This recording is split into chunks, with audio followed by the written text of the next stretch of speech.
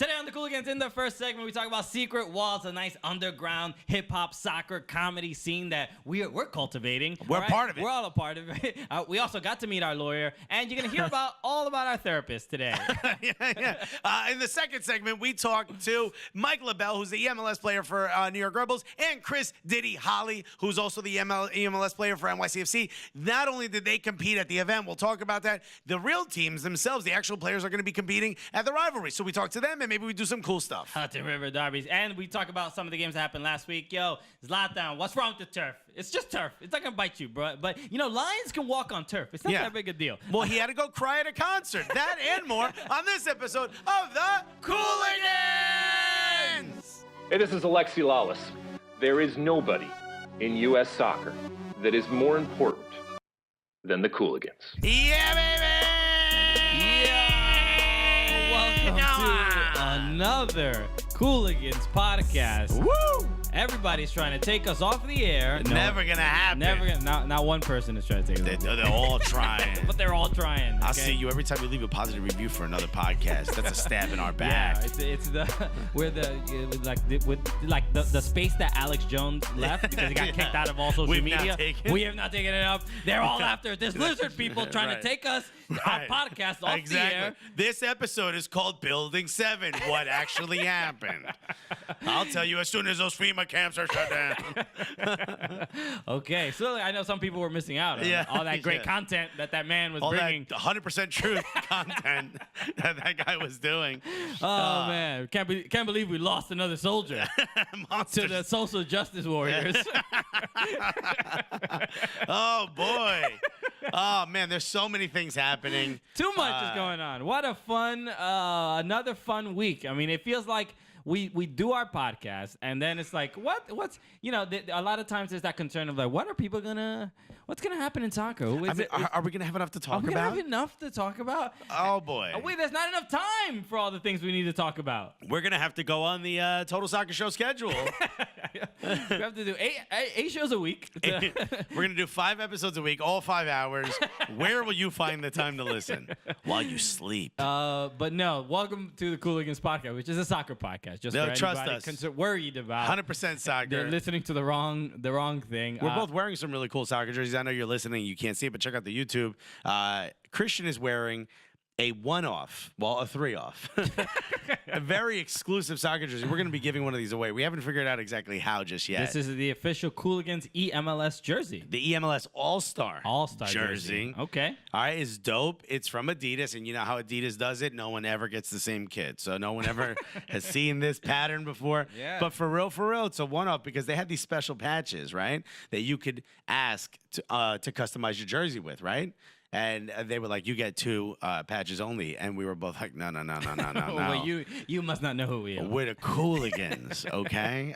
So we get all them patches. Run them patches, son. Son, give me all them patches. Take your shoes off, dog. Hold my back pocket, also. You can keep your laces, but them shoes is mine. Okay, yeah. So we run this podcast like a prison. Absolutely. All right? We're not the gulliest for no reason. We haven't even introduced ourselves yet. But we have not. But just so you know, what is it? 1, 2, 3, 4, 5, 6, 7 patches. We got them all. We got all them patches. We put them on there.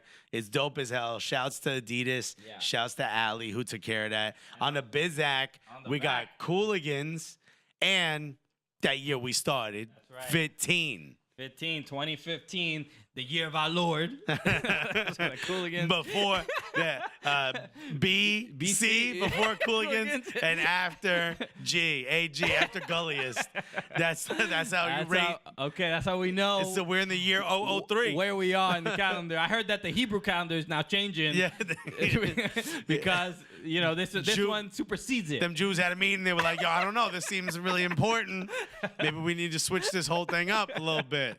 So again, welcome to the Cooligans podcast, everybody. My name is Christian Polanco. My name is Alexis Guerrero. And we are your favorite stand-up comedians that host a soccer podcast. And it is not only the funniest soccer podcast. No, hell no. We already mentioned it. It's the gulliest soccer podcast. That's right. And by the way, the first year, we're actually in year 3. No. 69.71 because the first year officially is 69.69.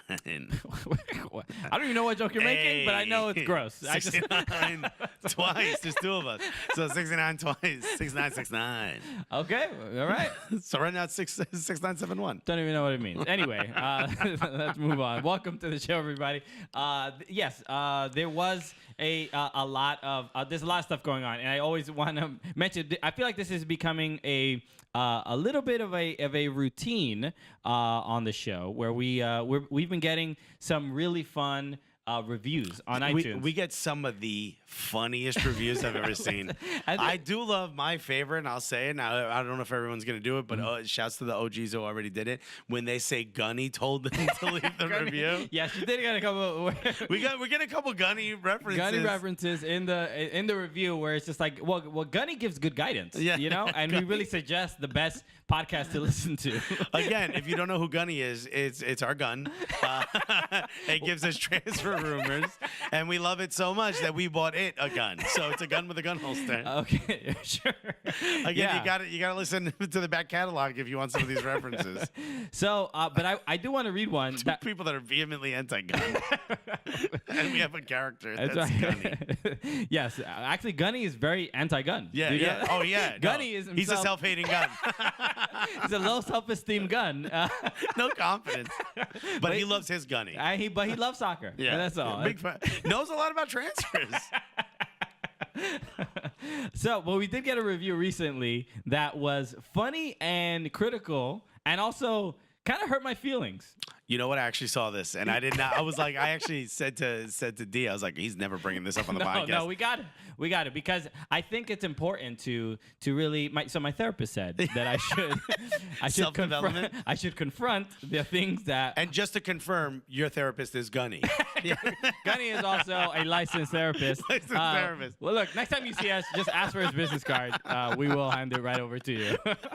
Probably went to school really easily. It's a gun. And people are like, why does his business card have so many guns on it? And it's just like, hey, look, that's my brand. It's brand. Don't be threatened. That's a family photo. Okay. So, look, you got to get on board. That's so stupid. So this one was great, and for a lot of reasons. So I'm gonna read the whole thing because it is complimentary, and then it just smacks you with some. But sells it like it's a compliment. Oh yeah, sells it heavily. The name? Are we gonna say the name? Yeah, we gotta say the name. Flying Beard Man. No, well you can't read because it's Bread Man. Flying Bread Man. Sorry, I looked at it from this angle. Flying Bread Man. What is that? I don't know. What is he a pilot that makes a lot of money, bread money, or does he fly bread? Okay, maybe he flies bread from country to country. I mean, to land over here. Okay, your boy wants some bread. So it says the best funny MLS podcast. So suggesting that there's other funny MLS podcast. But that doesn't exist. I've never really heard of one. But so here we go. So from Flying Breadman, he goes, "Good job, broskies. You guys keep MLS coverage lively and funny. I got hooked on y'all from being a TSS listener. I always wondered why I didn't really enjoy Men in Blazers. Their pods usually slide to the bottom of my soccer podcast stack, but now I get it. I kind of felt like they weren't that funny, but it seemed like everyone else loved them until now. Bang, bang, bang. So he goes, get lost, hack humor cons. Now I know that to be funny, you need Gunny, aka also known as Christian and Alexis. Which is false. We are not Gunny. We are not Gunny. Gunny is his own entity. Yeah, Gunny is Gunny. Gunny is his own single entity. Yeah, in fact, Gunny's probably very mad that people think. Don't confuse me, but no, just regular dudes. Yeah, I know. Those two guys. I'm Gunny. I'm the whole show. He says, keep up the fantastic work, Brotendos. And then he goes, P.S. a piece of constructive criticism. Here it comes. I think Christian may need to work on being more self-confident in his storytelling. It sometimes feels like he gets nervous or lost for words as he tries to tell a story, bordering on being cringe. Ouch. He seems like a great guy, though, and funny as hell, just as Alexis is. So I think he just has to be more self-confident. Love the way you guys riff, especially. love the way you guys riff, especially. Peace, Brotowskis. All right. I love everything about this guy. One, he's hilarious. He's got dope little nicknames. fun. He's critical of you. All the things that I love. Things that you enjoy very much. Said nothing about me besides I'm also funny, which is kind of dope. Yeah, most of the reviews and most of the commentary that we hear is mostly about how one of us is knowledgeable about soccer and one of us kind of is professional and the other is around. Yeah. But they never say who is who. No, clearly I'm the one who gets shit on mercilessly throughout all of this. I have Twitter, Instagram comments, YouTube comments. See, but this criticism is not just a like, oh, he doesn't know about soccer. Oh, what's loud and this stupid. Is like, oh, no, I listen to Christian. No, here's how you suck. I think he's deeply flawed as a human being. And I think he doesn't, he's not confident. Maybe he's sad. Maybe there's issues with his dad that he needs to really confront. Look, there's something at the core of this. And let's take a stab at it in the iTunes reviews. That's the way. I'm going to have a long conversation with Gunny, my therapist, about this particular review. Oh, I just heard a click. He says he's available. He's available right after the show. So, yeah, some people, I might be, I don't know. It's hard to say. Like, do I think out loud? Maybe. I think part of the allure of this show is that you feel like you're at a bar when you're listening to two guys that are either your friends or just really loud and next to you having a conversation. Yeah. I feel that. So when you maybe get lost in a story, which I sometimes just say the wrong words in different orders, I feel like that's part of the allure of it. So too. But you can't be too professional and be a Cooligan. I think people are lost in the fact that really who's keeping this boat afloat, right? There's a lot of things I have to keep in mind, right? Before I have to prepare for the show. Yeah. I have to write down all these notes. So do I. That first one. I don't know about the notes. We have to watch highlights. I have to sort of a rundown of the show, and then on top of that, I have this goddamn wild card next to me, and I have to keep the show in some sort of order. Now, what would your therapist say about blaming someone else for your issues? All right, I think Gunny would have some strong advice. So, but thank you for your concern. No, but look, actually, I looked at this as a big positive because someone who's constructively criticizing you, albeit in a lot of words, that means they're listening, and that means that they're not only enjoying it, they're analyzing what we're doing, and that's the next step of being a Cooligans fan. Is not just allowing us to yell in your ears for a few hours a week. At least he's not like, get this damn beta male off of my ears. Yeah. Yo, he mad weak with that soiling. If you ever see a review like that, I wrote it. I want you to know that. I found someone's computer who I haven't had access to, and I left a review. Yeah, Flying Bread Man, there's no way that can't be you. You are the pizza guy. No, I'd be the sitting down bread man. So thank you for your review. Make sure you leave us a review on iTunes. It's always very helpful. And by the way, still 5 stars. That was really dope of you, buddy. Very nice. Okay, cool. I'm glad I didn't. I didn't even deduct one of those stars from my sad, lonely life. You didn't lose us a star. That's very nice of you. That's pretty good. I feel all right. But we are getting some really, really dope reviews. Some of them just short and concise, like, yo, I love this thing, which is dope. We love them all. You don't have to be constructive. Please don't. But feel free to let us know how you feel. Exactly. It's all helpful. All right. So let's move on. Let's talk about some other things. All right. So this last night, what did we do last night? We had a great time. Did we not? This could go anywhere. We went. We had a very passionate yeah. evening. Once again, that's also on the YouTube channel that Alex Jones left. That's also going up there. Yeah, there were lizard people there too, man. Oh, yeah, absolutely. We didn't know where one person ended and one lizard started. We went to the MLS Rivalry Week event at the Villain in Brooklyn, which was in conjunction with Secret Walls. Yes, and Adidas. Adidas and Heineken. Heineken. And it was like, basically, Secret Walls is like this art project where they have a blank wall and two artists compete and they just have to like draw a thing based on whatever theme. It's also like a brand. They have like a really cool streetwear clothes. They have a rain jacket that's really dope. So there's a whole bunch of stuff. There's a lot of really cool stuff that's a part of it. But yeah, the big part of it is sort of like this art off, like this sort of like street art like competition. It's really cool. So they did that. There was DJs. Mike LaBelle, the eMLS player, is going to be on the show later, and Chris Diddy Holly, who's the eMLS player for NYCFC, who's also going to be on later. They played against each other, and we got a chance to call the game. We got to call the game. They call it shoutcasting, which I hate. I hate that term. It's a weird name. Nobody knows what it means. Look, we are officially announcers. We are the John Strong and Stu Holden. Oh yeah. Or even going forward, the Daniel Slayton and the Katie Withams. Oh, yeah? Or of the Stu Strong. Okay, that's what I want to be called. mixing them all together. But we do that with the gamers, and that was a cool. It was cool because it was different, and the gaming side should be a little bit different than the real soccer side. It should be more fun. Like, look, we had an audience behind us, which doesn't very often happen. Normally, we're looking at the audience, but we could hear their reaction, and we were getting a lot of laughs, and that's something that we've been critical of with a lot of e-sporting events. You know, the commentary from time to time. I know Mike LaBelle's done it in the past, and Jimmy Conrad. They're fun. They're a lot of fun to watch. When it's not guys like that have big personalities doing it, it's like it's too serious. Yeah, it's just like real. Or it's just really dull. A real sports, announcing, and it's just like it feels strange when you're watching polygons. Go back and forth, and you have these real bits. We're looking at bits, and all you these don't know. ones and zeros. I mean, let's have some fun here. Come on now.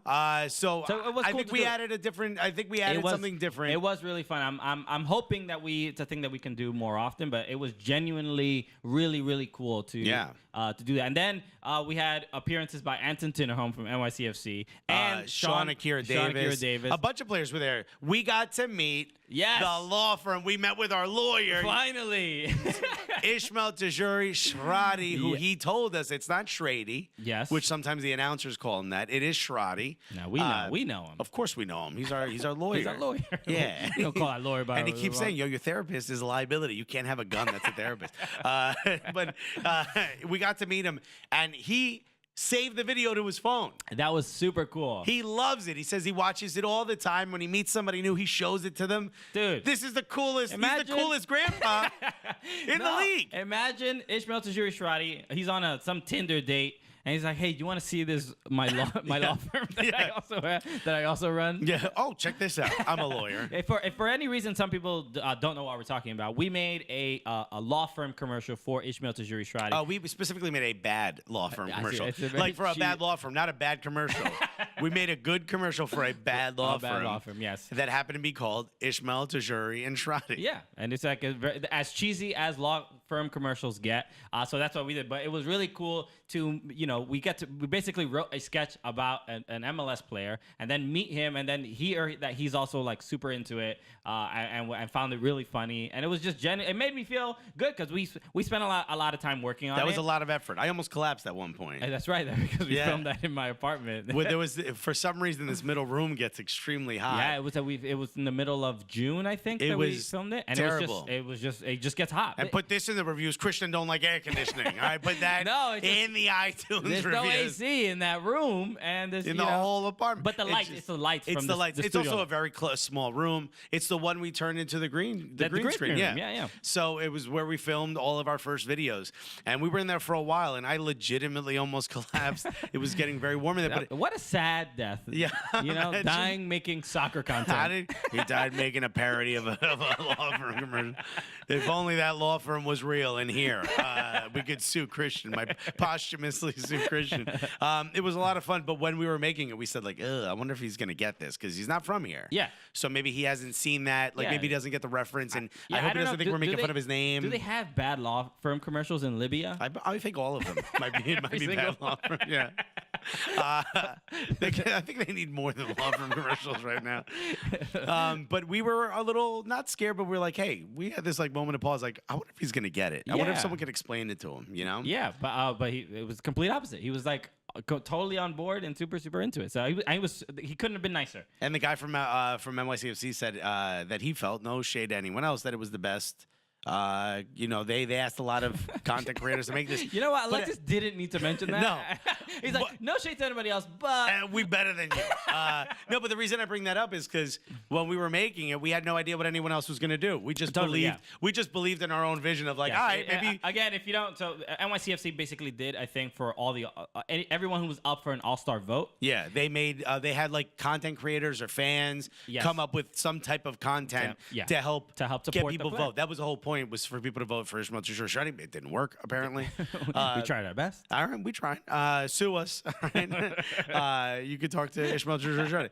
But I'm not saying that to say the other ones weren't. They were all really good. I'm just saying that we put this thing together and like we had no idea what other people were going to do. Were they going to create bigger or anything? So it's cool to not only put something out, have the fans love it, but also to find out the player himself liked it. Exactly. I think it was really cool. And it's not a competition between. We're all supporting. Of course not, because we're so much better. You know what I mean? It's just not. You guys are not competition, and that's not good. It's not fair. Anyway, so it was fun, but really the capping off the night, which I didn't even know this was gonna happen. No one knew.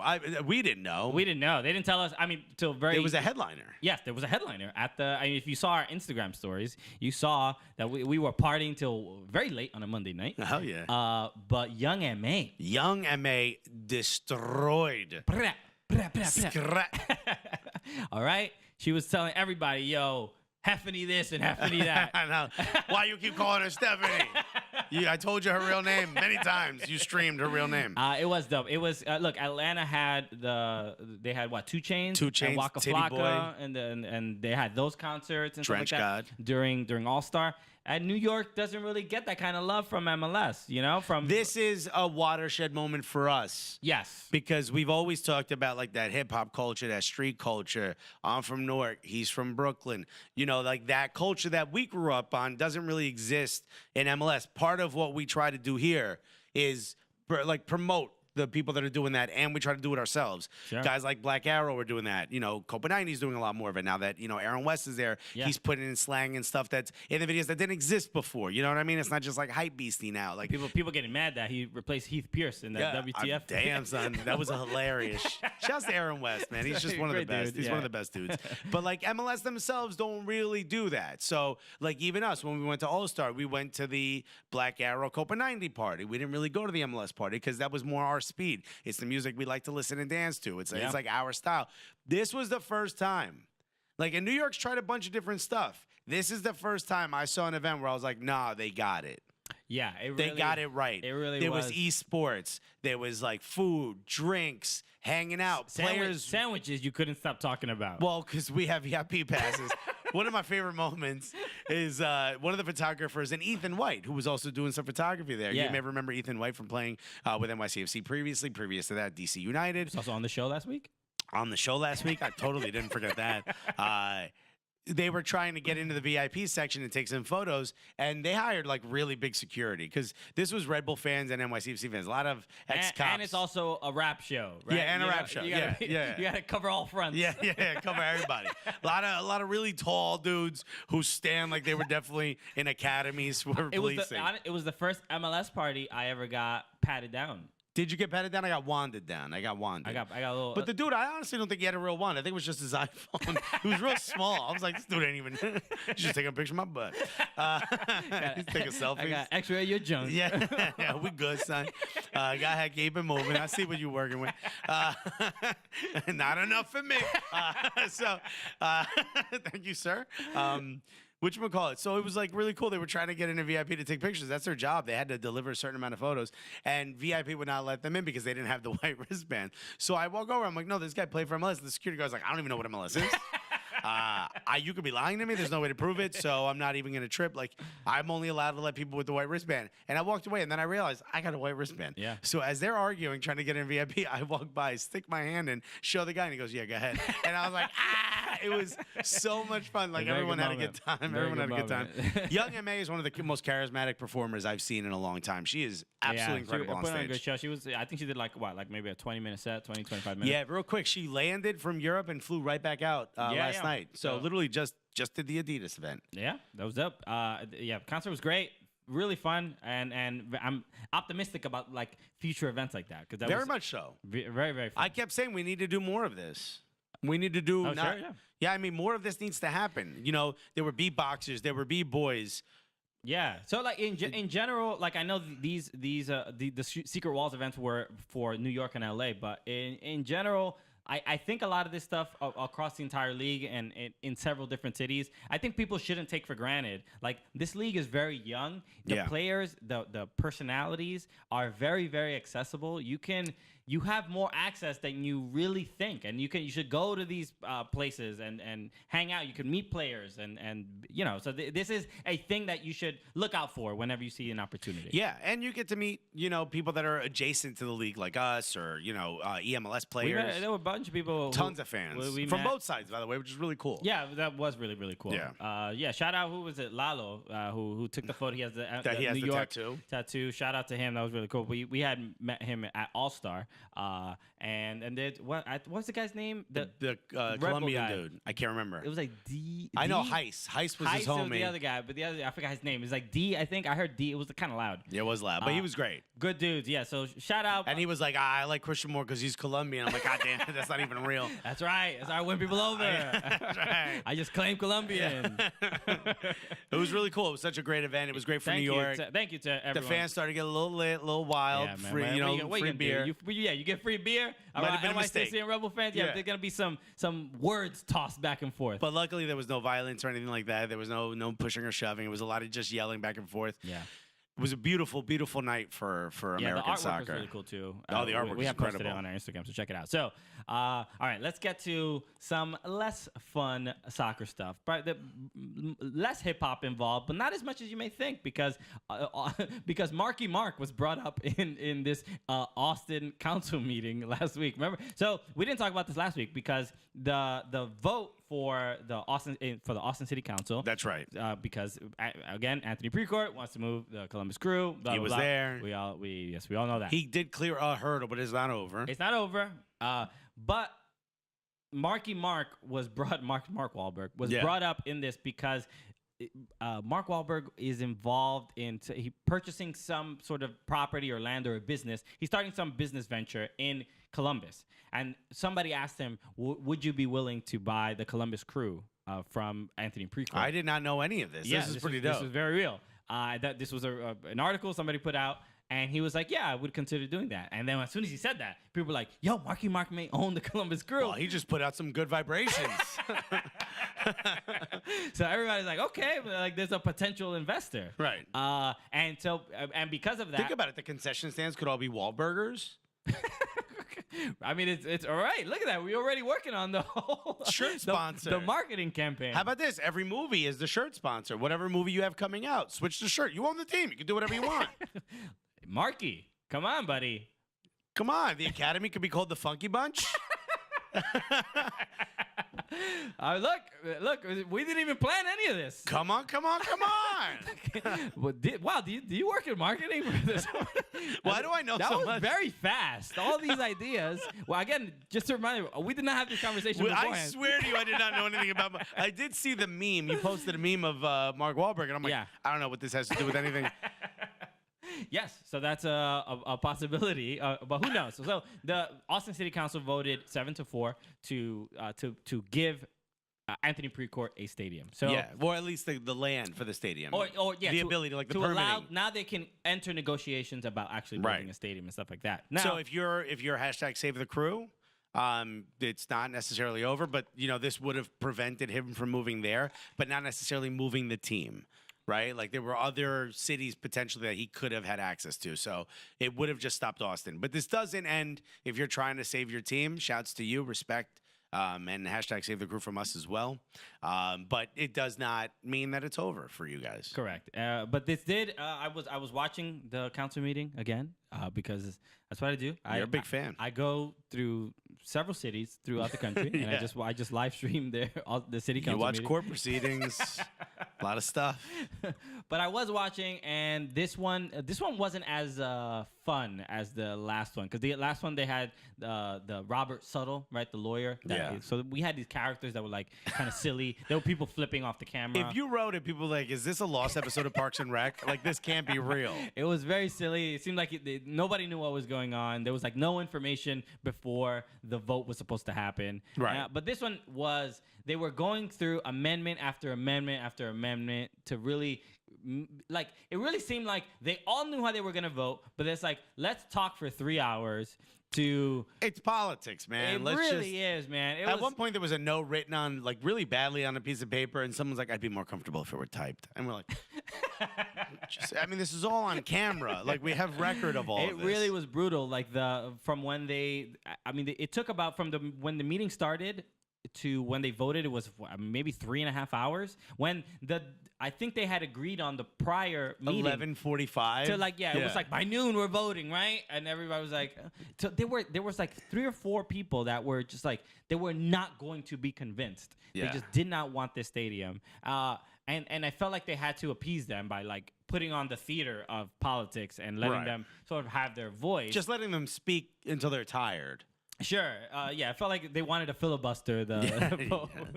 But look, this is where we are now, right? And after this happened, a lot of people were upset, and we're seeing a lot of people, especially in the crew camp, the Save the Crew camp, being like there's still a lawsuit ongoing, and that is also a thing that the Austin City Council brought up. That is like, how are you going to just move the team when in the middle of the lawsuit? And we mentioned it before. They were just like, Soto was like, no, that's fine. There's nothing to worry. What are you talking about? Like this? No, leave it alone. Why are you bringing old stuff up? Right? Yeah. Oh God, again with this. But it looks like that is going to be. I guess that's the last resort for Columbus and crew fans, because he doesn't necessarily get a stadium. This just gives him clearance to negotiate a stadium. So there's potential that there's still an issue. Sure. Something came up. Pizza came up in this somehow. Pizza did come up. Pizza came up. All our favorite things, Mark Wahlberg and pizza came Those up. are my two. My poster. The things that you are absolutely an expert on came up in this Austin City Council meeting. My poster of a shirtless Marky Mark eating pizza with pepperonis over his nipples. Over his very nipples. interesting. Have some respect, your children. But the cup and jar. Doesn't Mark Wahlberg have a third nipple? Wasn't that his thing? I have no clue. I should have known You that. should. Imagine I knew all this information. Out of all the information about Marky Mark, this is what you know. I feel like this was a thing about him. I could be wrong. I'm Googling Mark Wahlberg third nipple. He's part of the triple nipple club, as BuzzFeed says. Okay, did not know that. I got to look at my poster a little closer. I'm looking at photos of a bunch of nude men. Here we go. He does. He does have it's right under his left nipple. He has another little nip. I mean, it's just a dark spot. That's not an actual nipple. Bro. All right. Well, anyway, look, that was the point we wanted just to... keep in mind that we're looking at nipples right now. Also, this is 100% a soccer podcast. 100%. Somebody said that the potential sponsor came out would have been Papa John's. Papa John's CEO, troubled past, said a couple... Well, I think Papa John's is currently a sponsor for the Columbus Crew. Currently a sponsor. Yeah, that's why. But I think there was fear that they would be associated or they would name the stadium that. Yes. So the argument became we as a city get a chance to sort Papa of... John's Racism Stadium. the Papa John's KKK Stadium. Most of you allowed in. So you could understand why Austin wouldn't want that. Yeah, Austin's like kind of not part of our brand here is to have a stadium named after a dude who yells the N-word on a conference call. But they wanted more control over the naming, and the team's like, no, but we're not gonna do the Papa John's thing if that's cool. Just trust us, and we're not gonna just pick a racist brand. We won't do that, but no, you don't get to decide who the naming right is. So this goes back and forth. But I can't remember the lady's name. Who's the curly hair lady? I forgot her name she too. would not let this Papa John's thing go. She kept bringing it up like this. We can't be associated with Papa John's at all. And I came up with a genius idea. If at that moment someone, and it should have been me, and the only reason I didn't do it is because old Christian here would have been mad at me for getting involved. I wanted to order Papa John's to this lady right at that moment, but say it was from Anthony Precourt. It would have been epic. That alone, and I posted this on Twitter, and let me say, you really want to save the crew? None of y'all order Papa John's to this meeting? This would have saved the crew right in that moment. They would have lost the stadium because she would have been like, I'm out. No, that's she wasn't one. She was already a person that wasn't going to vote for the stadium. So it wouldn't. Well, then you should have picked somebody else, someone who's paying closer attention. I heard Mark Wahlberg. I lost control. Someone who's paying closer attention. If you would have gotten them Papa John's in that moment, you would have had 100% saved the crew.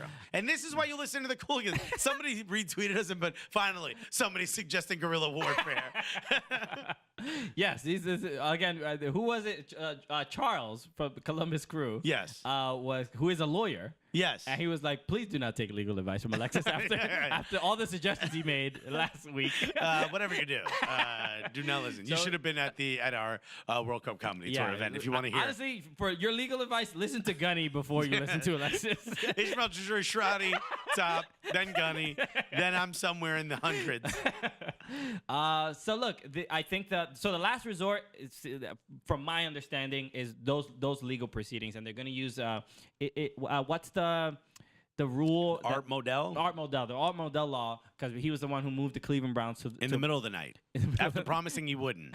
to Baltimore, and so it looks like that's the rule they're going to use to try to keep the team, because Ohio they don't want to keep losing their damn teams over and over.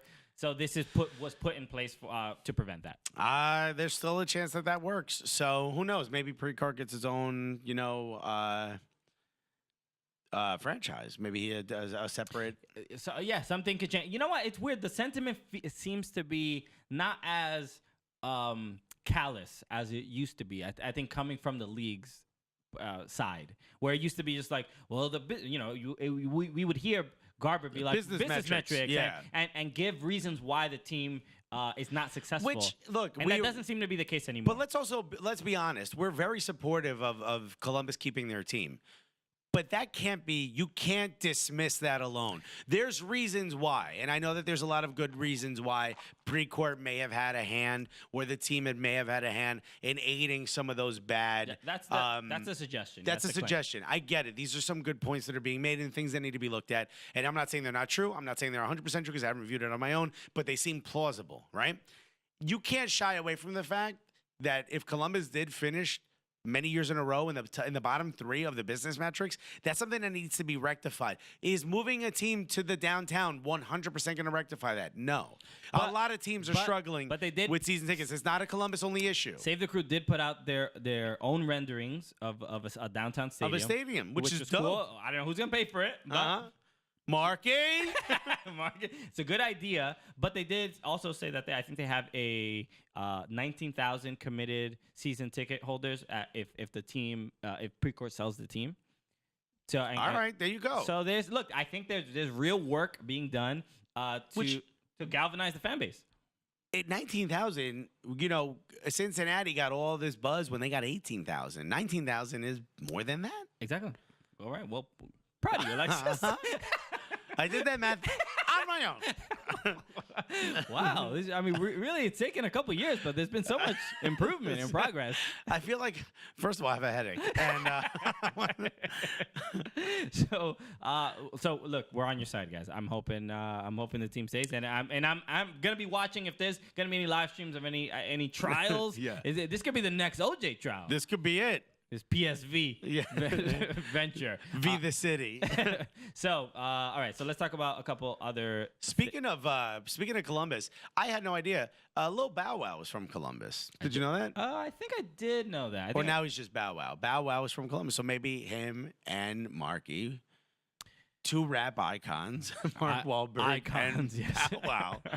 Yes. Two Mount Rushmore of hip-hop. We know that Lil Bow Wow won't be using any private jets. No. Because he'll let the team take a picture next to one, but you better not get on that plane. Budget's going to be real good. Yeah. Nobody's going to be overspending. We don't flex that hard, my guy. Get off that plane. Speaking of other rappers, did you see Lil Uzi Vert? In doing a little freestyle. Did I? Is it a freestyle? I'm more of a limerick. I think. It was also hard to hear him. Yeah, it was just so. But he rode the beat very well. This seems to be very, very popular. Just like get the rapper in the studio or in a living room. With like Venetian blinds. Yeah, it looked like there was just like a MacBook and him just rapping over a beat. And somebody just found a beat on YouTube and played it. and he does a freestyle over it. And the most important part of all this, and the most hip-hop part of all this, is that he's wearing a soccer jersey. He is. He's wearing... and he is a Philadelphia boy, so he's clearly wearing the dupe Philly Union jersey. Right, Christian? He is not wearing that at all. He's wearing a Liga MX jersey. Club America. Club America. And watching it, you're like, oh, so cool. Does this freestyle video that is going to get tons of hits. So it's like over 500,000 views on YouTube alone. Yeah, and he can wear whatever shirt he wants. He wears whatever he wants. But why isn't he wearing? No, I'm glad he's wearing soccer. Yes. That's important for the culture. But as soon as I saw it, I said to myself, missed opportunity. He's not from a non-MLS city. That dude is from Philadelphia. How? I'm not saying you somehow foresaw this and sent him jerseys, right? There's no way to know this. But this points to what happened last night with young MA and all this cool stuff happening. Well, at least MLS gave her, or the Rebels gave her a Rebel jersey. I mean, she yells Red Life. And, you know. So I understand. It'd be weird if you had a blue jersey on. She doesn't bleed blue is all I'm going to say. So it would have been very difficult to get her to even hold an NYCFC jersey. That said, 100% that said, that event itself was very modern and you know, hip-hop and street and the culture that represents New York. Right? Atlanta, everything it does, 2 Chainz is a part of. Titty Boy everywhere, okay? Yeah. Waka's there. Just, T-Pain, Young Jock. No, you know, no one even knows him. But, like, these Killer people. Killer Mike. Everything is involved. They're putting the soccer fields in the train stations in the middle of the hood. Like, they're doing all the things right for the culture that is the city. The city is that culture. New York is doing it. Philly, what are you doing? What is you doing, Philly? What is you doing of the week? Well, what they're doing is beating NYCFC 2-0 and about to play in the U.S. Open Cup final. Shouts to them. They're doing big things on the field. Right? They started off the season real bad. The fans were really upset that things weren't moving. The plan itself, you know, wasn't working. Seems to be working out quite fine now. Yeah. That said, culturally, this should be a shot across the bow of all MLS teams. What are you doing to represent the culture that's in the city? Yeah. What are you doing to get the culture of your city represented as a part of your team? What makes you think the fans view your team as a part of that culture? NYCFC is starting to do it. Rebel's starting to do it. Props to Rebel for integrating the Red Bull brand more and some of the other cool things they do. Sure. Props to NYCFC for jumping out of space. Yeah, I mean, all crazy stuff. You know, like you make a big macrame duck and you think you launch that off of a platform. I don't know what that's about. No one's ever told us, but they do a lot of cool stuff. We did the fives. They named our juniors fives. We hosted NYCFC a little bit slower to do some of these things in the city. I mean, they're painting, you know, soccer fields. It's a new team. I think they're adjusting, but they're doing a lot of stuff for the community. They're a little bit European professional. Maybe they need to sort of understand New York culture a little bit more, but they're starting to do those things, right? Yeah. They're really starting to do those things. What is everyone else doing? I agree. Why? How did he get his hands on a Club America jersey? And why did he think that was dope and not an MLS jersey? He may not even know what Club America is. So he may not have known what an MLS jersey. Why did he view that as doper than a different jersey? Look, it's about integrating it into the culture. It's hard. It's like, who are we talking to right now? Are we talking? We need to have a group meeting at the MLS offices. And we need to have a panel. Let people know exactly how they should be marketing. Let's just get a wireless amp and walk through the MLS offices. Look, it's gonna take time, but I think bridging that gap between the cultures, like, are the people that work at MLS or work at particular clubs in those marketing departments, are they listening to Lil Uzi Vert? Are they following him on Instagram? How much hip hop do they really listen to? I don't know. So maybe that there's a little bit of a divide there, and it's hard to find. It's hard to blame anybody. That's all I'm saying. Yeah, I mean, I get it. Look, I don't know. You know, we something like a tchotchke, like a what do they call those? A koozie. Okay. Right? We don't even have you ever used a koozie?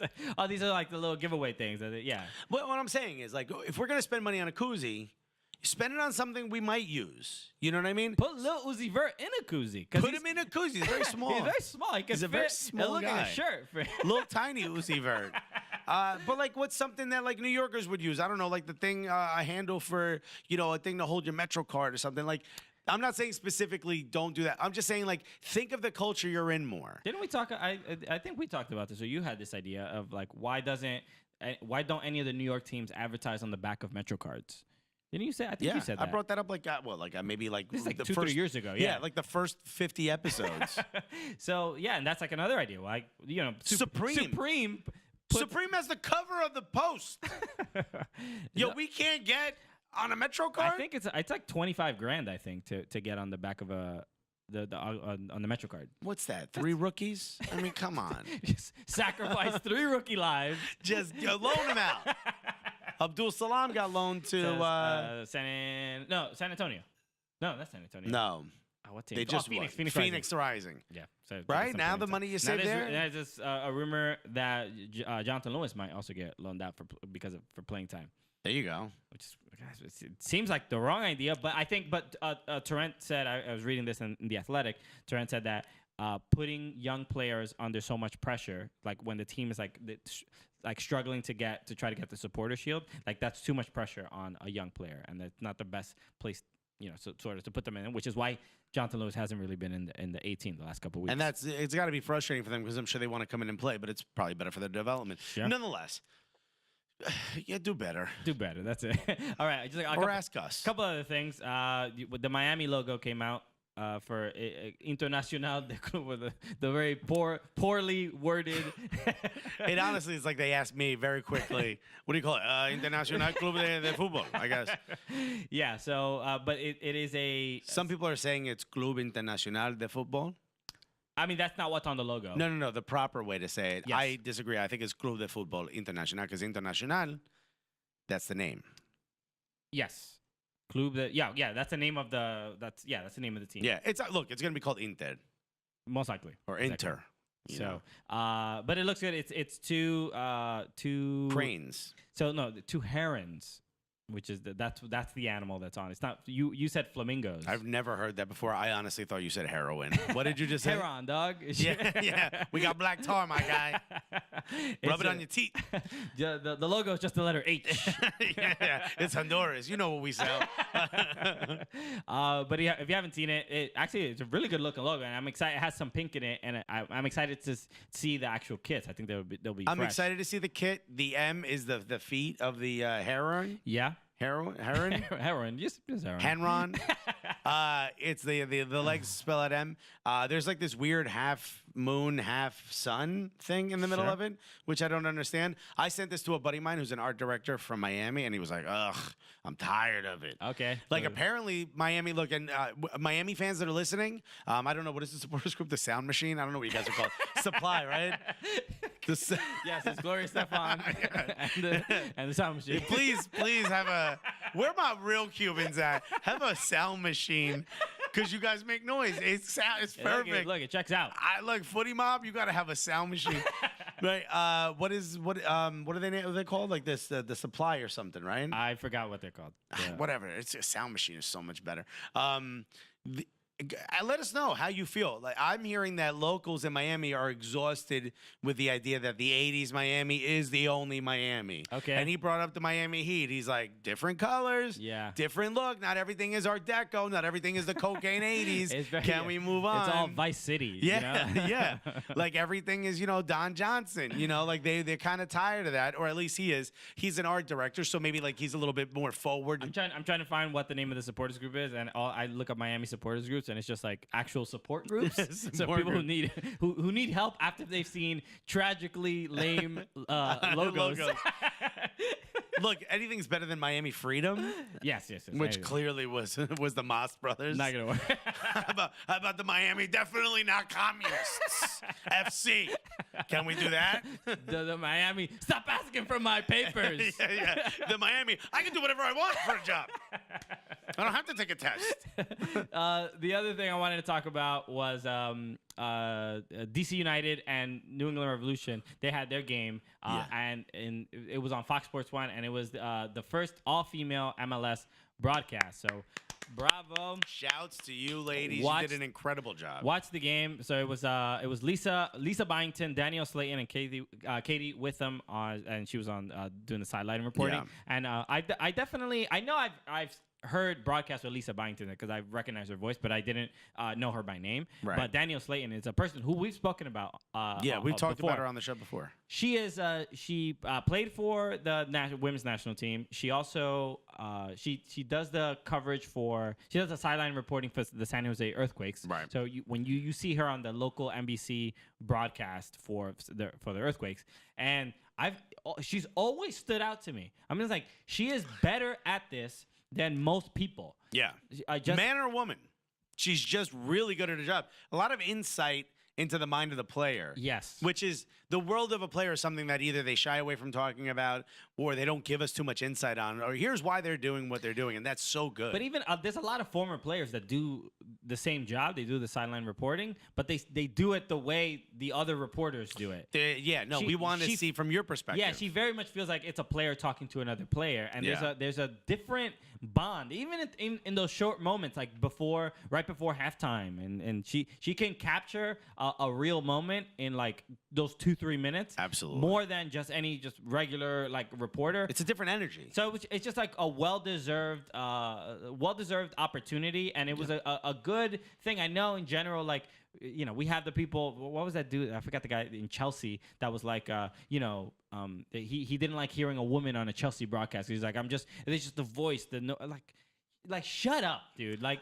look, I'm glad you opened your mouth so everyone knows not to be cool with you anymore. Like, what are you talking about, dude? It's like they know. It's like they can clearly do the job, and they do it very, very well. I will say it was different listening to 3 women do the job because you're used to hearing not 3 women do it. Yes. But the thing about it was, they did such an incredible job. So you're like, do this all the time. Yeah, it wasn't weird. It wasn't just it was different, for sure. It was different because you're like, but that's how trained our ears are and our brains are when we're watching sports. We're so conditioned to hear men telling us about it. And also, think about like when you first started watching MLS. I know when I first started, it was a bit jarring that there wasn't English accents. Okay. You know, I was like, oh, I'm used to hearing it like, FIFA uses the English accent, guys. I can't remember their names now. Martin Tyler and Alan, right? Alan something? Could be anything. Wahlberg. You need. How about Stu and John? Yeah. How about Stu Strong? Right. Get that guy out there. Like, Stu Strong. Everybody loves him. They should keep the British announcers for the option, but give us the American option. Give us the American dudes. You know? But it was different to hear American voices doing it and saying things that aren't colloquially English, like field and cleats and things like that. I was like, okay, I like this more. This is my style. So it was certainly different, but it was I appreciated exactly what they were doing, and I can't believe it's taken this long. For real. Yeah, it was dope, and I'm glad it happened. I think MLS is the first sport in America to do that, if I'm not mistaken. I mean, for like covering a men's sport. And by the way, think of any other sport, and then think of the protests that would happen if 3 women called an NFL game or 3 women called an NBA game. That would be my dream come true. Or a baseball game. Like, this is Twitter. It's like the best way to like bring out. It's like turning on the light and there's cockroaches everywhere. And they're like, oh, they're all here. So we found them. This is where they commiserate. Yeah. You know, that would be the best way to. It's like somebody on Twitter put like, my direct deposit looking lovely, and the next screen cap is someone put them in a Twitter list called people to rob.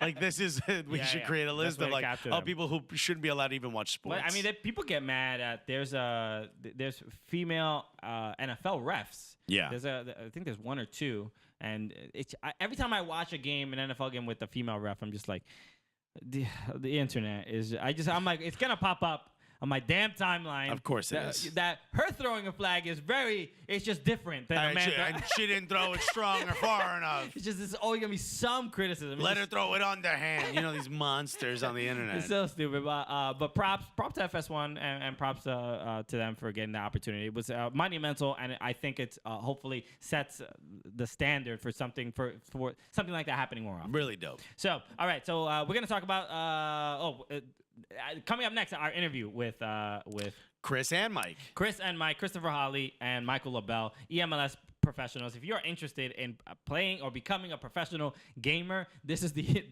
interview that you need to listen to, because we actually get into some real detail about how the game is really played and how and what it means to be a professional. Exactly. So, because usually when we have Mike on the show, we're just goofing off, being dummies. Right. He doesn't know what it's like to be a professional. That we had to bring Chris on. Yeah, exactly. All right. So we'll be right back after this. Hey, thank you so much for listening to the Cooligans. We want to break in with a little bit of word from our sponsor. On the Volley Apparel, always looking out for the Cooligans and looking out for you guys. If you guys want to look fresh, you want to wear dope soccer gear. Last week, I was wearing the keeper shirt. Which looks like I don't want to say it looks like it's a red block. It's a red block. Yeah. And it says keeper in it. And if it was a pizza, it would have pepperoni and peppers and olives and onions on it. It's really dope, but it says keeper on it. There's also striker, which is really cool. Look, it's like hip hop. up streetwear, clothing. Remember the Run 90? Yes. Someone I thought you were like a marathon runner because you were wearing Couldn't that. be further from the truth, sir. No, but if I was wearing it, they would have not thought that. But there's really cool stuff. They got like one that looks like a NASA logo. They got the Drake logo. There's got a bunch of really cool stuff. It's just a great brand. They're a huge supporter of the Cooligans since day one, and we absolutely love them. They handle all of our merch for us. If you go to that website, onthevolleyapparel.com, and you put in Cooligans, you're gonna get 20% off. 20% off of your entire order. Everything. And the stuff is already really cheap, so Yeah. it's not like you're going crazy spending a ton of money. The gear is dope. It feels great. It's super comfortable, and you get a discount. The Cooligans are looking out for you. It's so dope. Now, look, you can't get a gulliest shirt. Those are sold out. We got some new merch coming out. Where's it going to be when it comes out? It's going to be on onthevolleyapparel.com. Use Cooligans. Get 20% off. You deserve it. Yeah, baby, we're back. We are back. Welcome back to the guys. Cooligans. We're here. We're here. You're watching on YouTube. You see these fine young gentlemen. Right. I mean, if you clicked on the podcast, you saw the title. You know who's here. But we are here with eMLS professionals, athletes. Some people wouldn't call them athletes, but that's those people. We don't respect those people. Well, I'm one of those people. But nonetheless, I mean, it's so nice that you guys are here. No, I mean, this is awesome. Look, we talk about how, soccer is getting into other cultures, and I think this is one of the most important ways to get something like MLS into that youth culture, into people realizing that soccer is more than just a game you play That's right. on a field. This and is- who I'm talking about is Mike LaBelle, who you know from before, right? eMLS player for New York New York Rebels. Rebel, and with But now, finally, Finally. the NYCFC player. we've got it's taken too long to get him on the show. Welcome, Christopher Holly, AKA Diddy. aka Diddy, which coincidentally, why do you go by Diddy? Diddy is my brother's nickname, Okay. and Chris is my like. All soccer. right. So that was your handle that you Yeah. came up with. See, because All right. I worked for. You know who Diddy is? Like the rapper? You know and- Diddy. Yeah. So I worked He for worked Diddy for him. for I a didn't long know time. this. Yeah, So let's, this is let's great. drop some knowledge today. He was his professional, I guess, fragrance arm. He also did IT work. I did IT But work. Diddy smelled them yeah. for a living. I thought he wrote the raps. Well, Sure. Diddy just writes the checks, as we know. I held his umbrella like Farnsworth Bentley. No, but so initially that's what I was like. All right, maybe this dude loves P Diddy, and He's a big P. Diddy fan. But no, you could care less. It's just your brother's nickname. So welcome to the show, guys. So we've had Mike LaBelle on the show often. This is maybe the third time you've been on the show. I'm seeing all of these people 3 days in a row, which is like a record for me. I saw them yesterday, today, and then I think we're all going to the game tomorrow. Yeah, right? that's So right. I'll be there. Yes. First time at Yankee Stadium, actually. Really? Yeah. By the I way, haven't when had a you say chance. tomorrow, you mean today, because this is coming out on Wednesday. That's And- what I meant today. And all I'm thinking about is Sean John fragrance right now because you brought up this Diddy situation. Yeah. I just want to let you know there's something that I wear that's Dude, really that rope beard, probably, it just says, I definitely wore Sean. Look, I would talk about it, but we don't have enough time. Okay, And no, I- that's what's on my mind. I've okay? spoken about it on the show plenty. People Okay. know all my legendary stories with P. Diddy and him smelling me. Lot of them. But now we need to learn about you guys and who has been smelling you. No, you no, know? this podcast is so eMLS players can learn more about your previous careers. Yeah. That's what's important. So like I said, we have had Mike on the show before, so we know Mike well. But the eMLS player for NYCFC, which you've been doing this for a pretty long time. Were you For 2 years. For 2 years. Were you the first eMLS Yes. player? Yes, I was. Okay, Yeah. so this is Wow. Mike. How's that Right. make you feel? I think it's debatable. He was the first MLS club, I think, to sign a player, but there wasn't the eMLS being announced yet. So therefore, I don't know if he was the first eMLS player. Interesting. Yeah. Well, no, Okay. technically, that would make him the first. Well, because they eMLS didn't player. sign him as an eMLS player, so it was like. I guess he's saying like there was no league for him to Yeah. sign with, but he was the first I club. see. First club. eMLS That's like David Villa was the first player to sign for NYCFC, but NYCFC didn't really play yet, right? Is that what you're kind of Okay, saying? so Sure. what we're saying Yeah, that's not a is bad that Chris? analogy. Chris is the David David Villa Villa of the of- eMLS. Okay, so Right. I'm glad we sorted that out. That's and a I'm glad. compliment. I'm That's honored. good. I'm honored. What does that make Mike LaBelle? Tweet at us. Put a comment down below.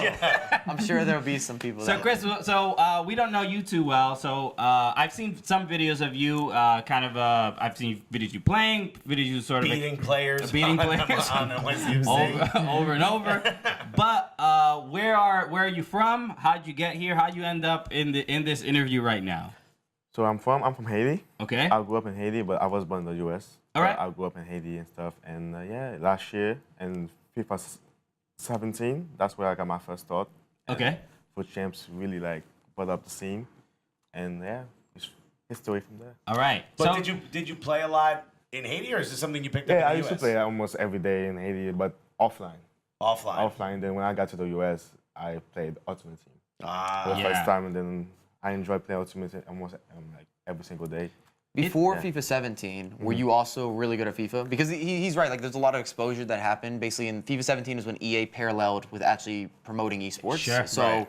we had all these new channels and outlets that we didn't have beforehand. So a lot of people just don't know the community unless you go to in-person events a lot. Yeah, so like before this, I knew I was good, but I didn't know I was that good. You know what I mean? you were beating the computer So all like day. I was watching players play.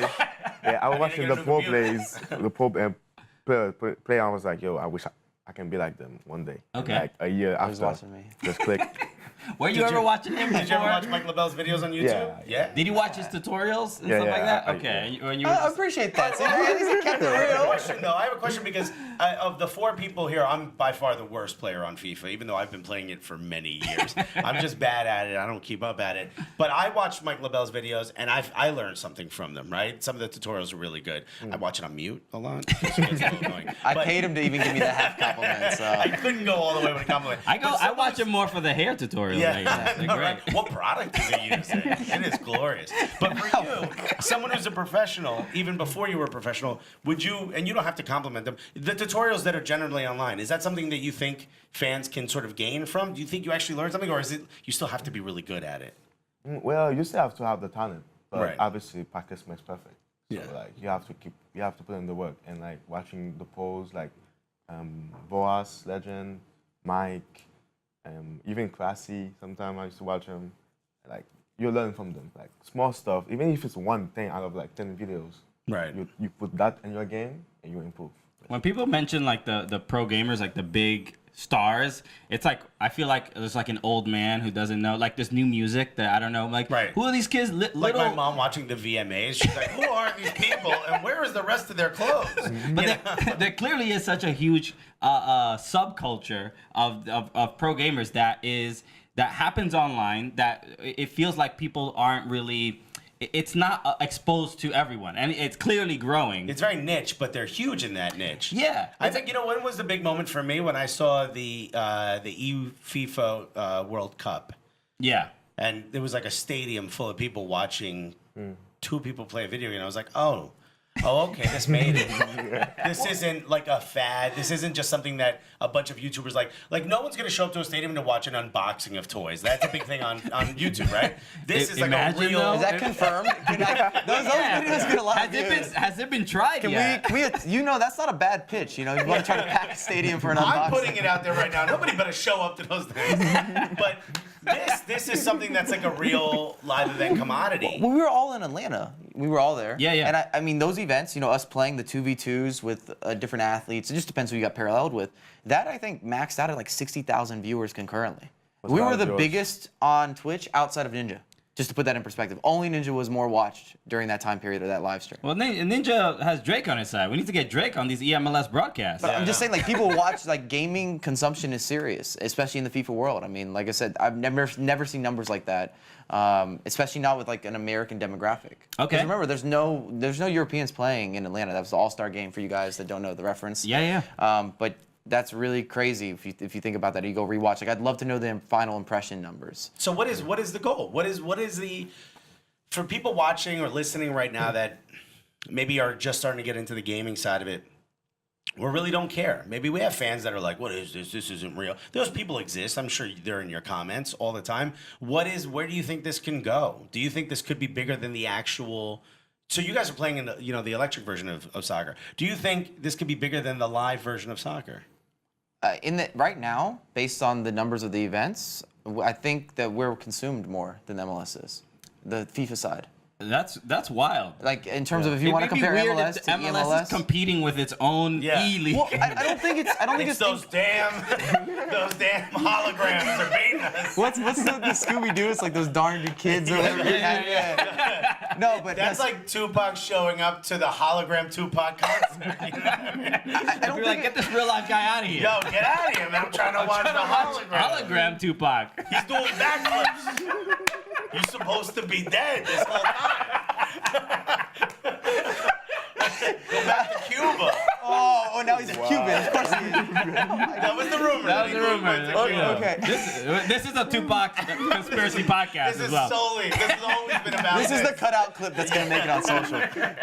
I was gonna say I don't think we're competing. I think we parallel. We're working together. parallel. Like Yeah, I think the like other. they were both just working on the same engagement. People that watch the MLS want to watch the MLS, and sometimes it takes gaming to help people get involved in soccer, sure. especially if you didn't grow up with it. We're still in a sport that's new enough in the U.S. where a lot of people don't. They didn't play when they were 5 or 10 or 15 until they got to maybe college, and they were, they welcomed the game, whether it was actually seeing the sport or they welcomed it via video games. I think 50% of the fans in America, EA released a thing that came from the gateway drug to soccer was the game FIFA. So it's a serious thing, and it's a big part of marketing the sport. For people that are interested, what is a week like for you guys? I know there's travel involved, and you guys have to do it, but how do you get better at the game? I mean, how many hours on average are you guys playing a week? I know week it depends. It depends really because in 18 there was nothing to do during the week unless you play against friendlies, against friends, Right. other pro players. But on the weekends it's a grind. Yeah. Because you have to play, is it Weekend 40 league, games? 40 games Yeah. in 3 days. What would you say is the time estimate for you to finish those games? Because I've got a number in mind in hours. And he doesn't want to say it in case it's not enough. I do get rich quits, so it helps. So like maybe 10 hours or so, 9 hours, 10 hours. So when you get a rage quit, you're like, yes, yeah, this is the best. one meal, like 10 minutes to leave. I'm like, oh. Oh, that's a good sign. Get a yeah. little break, make yourself a sandwich, Is it when you are playing, especially in those weekend leagues? Is it a struggle to like? Does it feel like that's the only time you're working and the rest of your life is on pause, or do you have to do you have your friends hit you up like, "Yo, Chris, let's hang out, let's do," and you're like, "Nah, man, I gotta play video games today." I mean, you have to make some sacrifices sometimes. Yeah. But like, and a big part of it, yeah, I do have to play and get better to do well in the events. So. How do you know you get better? Well, I think you have to be honest with yourself. That's what I was going to ask you. Like, different years, you're going to be better or worse at different periods of the game. Not everybody picks up the game really quickly, and that's why I was going to kind of angle that question towards you is, are you putting in more time than when maybe you're like, man, I'm still struggling, or I'm not getting the results that I need to get. Something has to change here, whether it's formations, it's tactics, it's your ability, practice, situation. Yeah, are there coaches? There are a lot of coaches now. This is becoming like. You're gonna get in on this. Yeah, actually, we Some should. cones out. I would love to have either of y'all as a coach. We don't know anything about like You the guys have one of competitive those side, but computer chairs going through cones. but Get out there. this is why. So like coaches get to sit right behind you, but the person you're playing against is right across from you. Right. Yeah. So like I would love an animated coach that does everything I don't want to do. Oh. You see what I'm Okay. saying? You guys could really fit in well it was here. like the angry Obama, remember in Key and Peele sketch? It could be so that way. Like the boxing match where you get like the water, the guy sticks his hand past you with the water, and it's just got like the long straw. You don't know where it came from.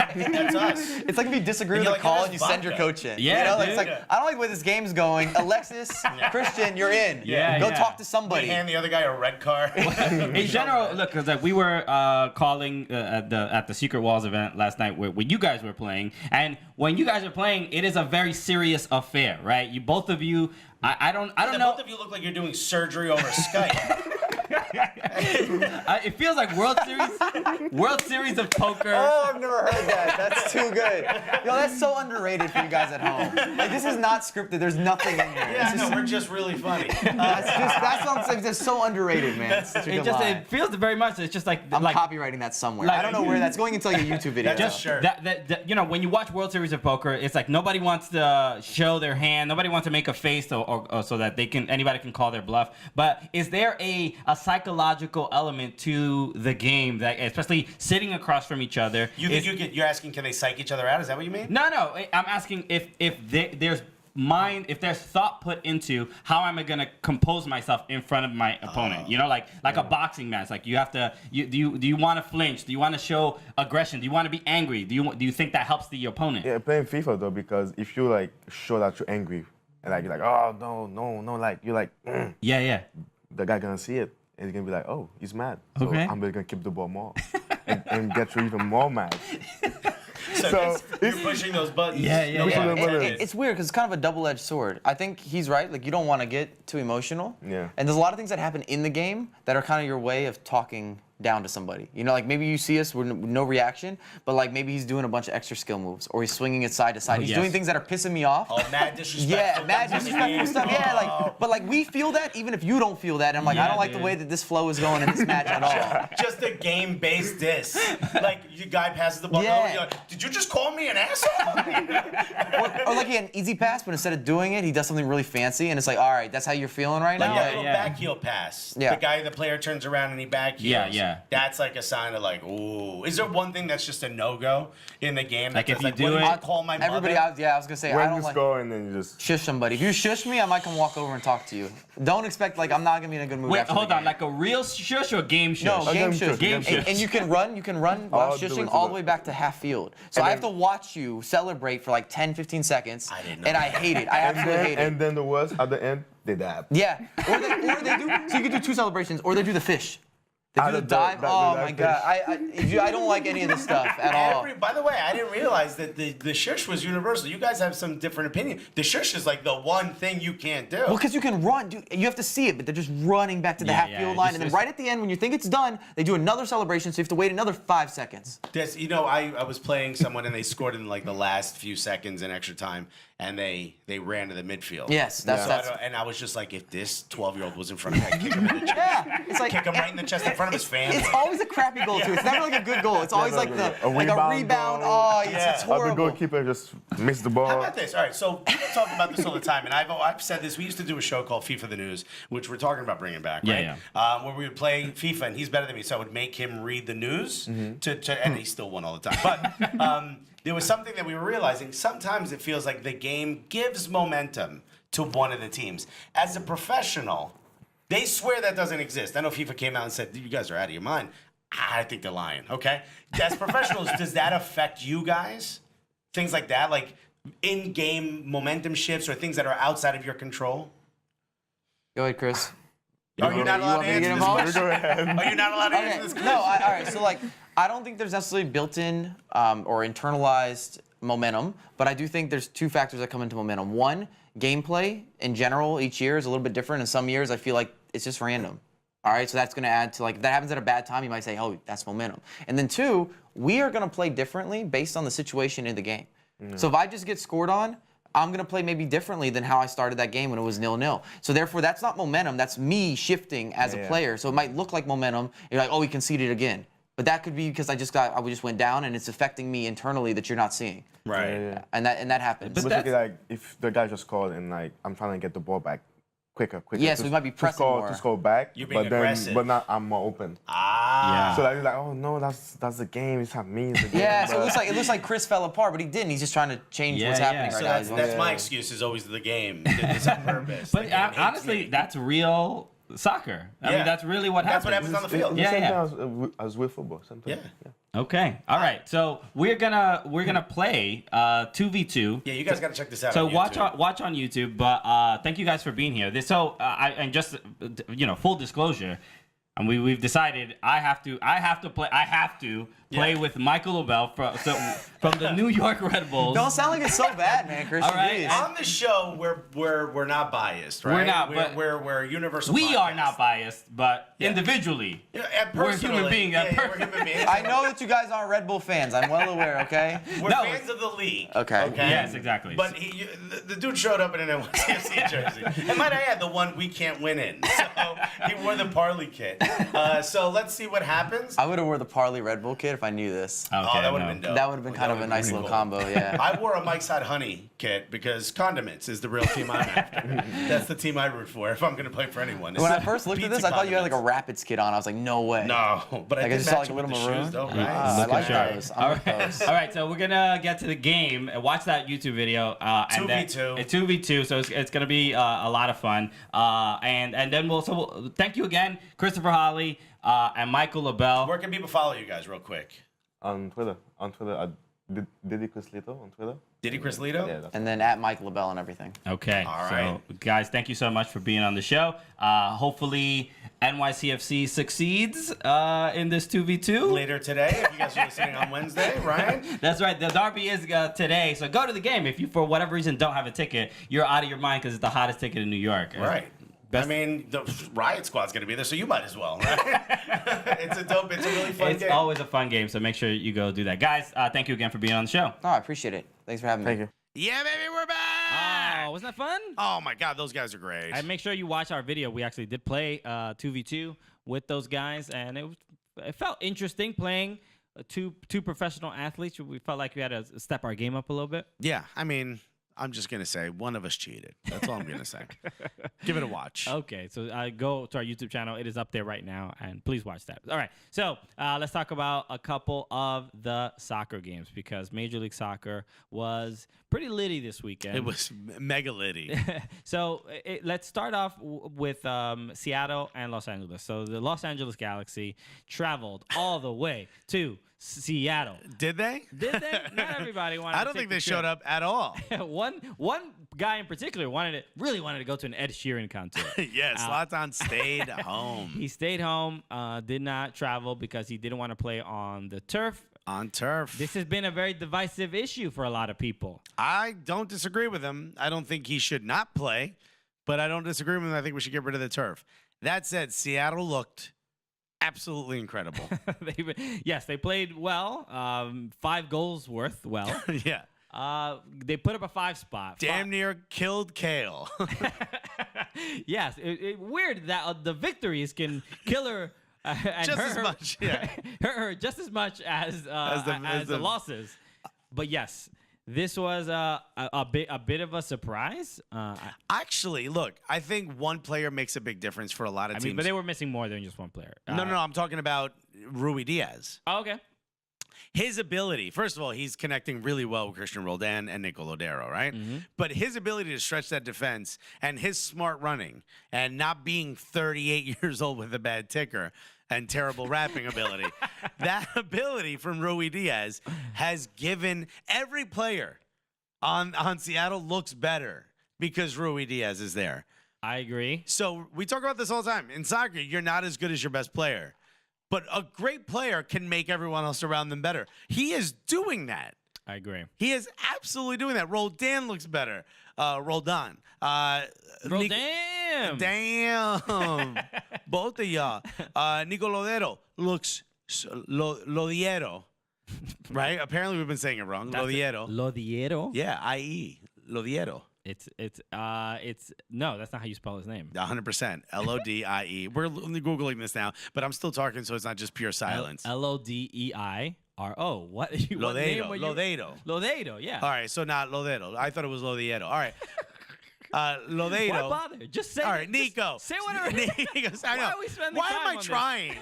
Look, when I try, it goes back. It's so weird because like we've been talking about Nico for like 2 years, and all of a sudden, I googled it before, and I was like, oh, we've been saying it wrong. What was the curveball? We were saying Lodero. I mean, you're look. And this is not an insult. Are you dyslexic? Because you might be switching the letters around. I just remembered it differently. I'm not saying I see it differently. Dyslexic isn't bad memory. It's they can't see the words. You remembered a name you've said before differently, because we were saying it wrong. We were saying Lodero. Look, which is without the I totally. Because Americans say, yes, Alexis. All right, well, anyway, we're Hispanic and I'm half Uruguayan. Yeah, Lodero. Boludo. Don't put so much pressure on yourself. I'm not putting that pressure on myself. I'm just stepping up to the plate. And I'm smashing it every time.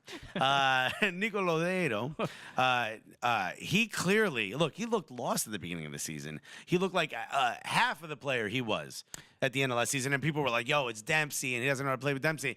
I'm not saying that that's the case. All jokes aside, he clearly plays better with someone like Rui Diaz. Yeah, there is a real chemistry. I think, because once Jordan Morris got hurt, and then there were a couple. Victor Rodriguez had an injury. You just said Jordan Morris. I felt like he got injured 8 years ago. No, it was last. I can't believe that was the beginning of the season. I think they didn't have really any other options. It was Jordan Morris, Will Bruin, Clint Dempsey. Those were the 3 guys that we were going to rely on. And Will Bruin is good, but he's not starting every single game for you and going to be that kind of like just. No, he should be the Alan Gordon, the super sub. Yes. And he's Put it in a shoe, dude. No. and he has been doing that. Yeah. He's had some good games. He had the huge win against Minnesota in the last final minutes, but which was Rui Diaz giving them flicking the ball forward and stuff like that. So He is incredible. this is the best they've looked. And Seattle, who were where were they in the standings a couple weeks ago? They were like 10th, 11th, right? Yeah, they're climbing. Really, really bad. And They're now climbing the power rankings too. they are looking good. They're above NYCFC, I think, in the power rankings. No, that's not true. I don't see how They're above DC United. So, but they are in 7th place, and they are 2 points back of the Timbers. So, interestingly, Portland, who were the team that looked like they were going to be steady throughout the year, they were they had a rough start, but then they won a bunch of games. What they won? It was 8 in a row, something like that. It was a good streak. A really long streak. But now Seattle is looking like the Seattle of the last 2 years, where in the middle of the season they're just like, all right, let's turn on the Jets. But clearly, Rui Diaz being there is making a huge difference. And but Portland does have a game in hand against Seattle. They so 37-35 points. which is actually that's the next game. The game against each other. So that's going to be a big one because Seattle can hop over them. But this game is in Portland. And I think the last time they played, they drew. So the last time they played in Portland, they drew. So I think one of the most important things that Seattle can do is continue to exploit that apparent, chemistry that's between the three of them. Nico and also Chad Marshall just scoring with a header whenever he wants. But Nico, Roldan, and Rui Diaz continue that. Whatever's happening there is great. And I think for Portland, don't call anyone the N-word. I think that's probably the best advice I can give honestly, you. But actually, you know what? I was thinking that. Do you think that affected the team's chemistry? Because ever since that happened, they haven't really had the best of streaks. They've lost, I think, 3 in a row. You know what? It might. It might. I mean, it's not impossible. Savaresi's like, I should not have to handle this. I don't even know what to say here. I don't know. I mean, they did. Yeah, they lost that. They got knocked out of the U.S. Open Cup, and they've just been kind of on a really bad run of form lately. But all jokes aside, they have very skilled players. They've played really, really well. And Savaresi is the kind of guy who likes to change things up. You know what I mean? He likes to switch formations. He likes to switch the way he plays depending on who the competition is. So they can start to play really well at any point again. Maybe getting rid of Adi this early was not the best decision. Wasn't he supposed to be loaned to Montreal? That was like the rumor, but he's staying in Cincinnati. He left. Yeah, he stayed in sold to Cincinnati. So so he's going to be the star player most likely coming back when they start next season. When they start next season. So, but 5-0, LA Galaxy losing this bad is really beginning of the season, Galaxy. Yeah, it's just like this is 2017 LA Galaxy. Yeah, not really not used. I get that. There also, and they mentioned it a lot on the broadcast. It's the most expensive back line in Major League Soccer. How is that even possible? It's just crazy to me. It's like having a sports car that's in the shop, Meanwhile, there's just Kias driving past you at all times. I look at this and I don't know how Sigi Schmidt still has a job. Yeah. I can't say if it's if it's just individual mistakes or there's a bad team philosophy. It's clearly an all-around issue. This team is just not prepared. If it's not Zlatan willing them to win, or Alessandrini getting in the right positions, or Ledjet pulling something out of the air, if it's not those things, it's not happening. Or Boateng making endless runs down the wing.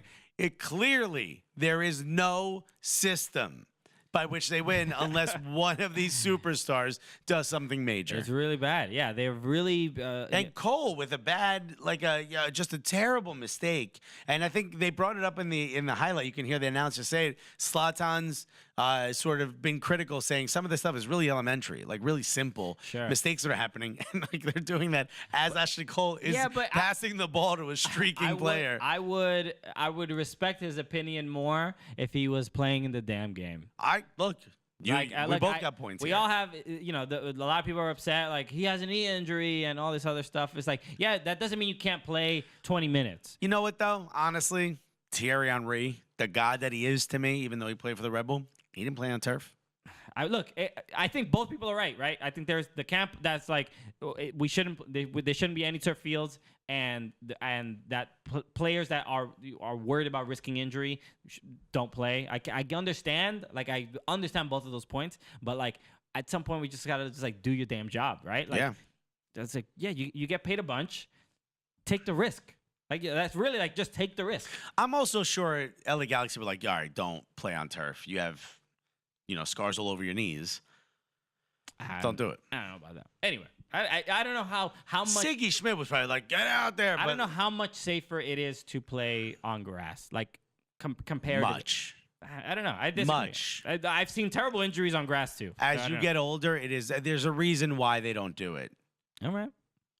Whatever. We'll just agree to disagree. Let's disagree to agree. Let's move on. Philadelphia played against NYCFC. You heard us talking about out there, Talent Energy Stadium. A lot of dupe. A lot of duping. All right. NYCFC surprising performance because it could have been 3-0 in the first half. Sure. Still surprising. NYCFC were realizing. By the way, NYCFC could be winning 3-0.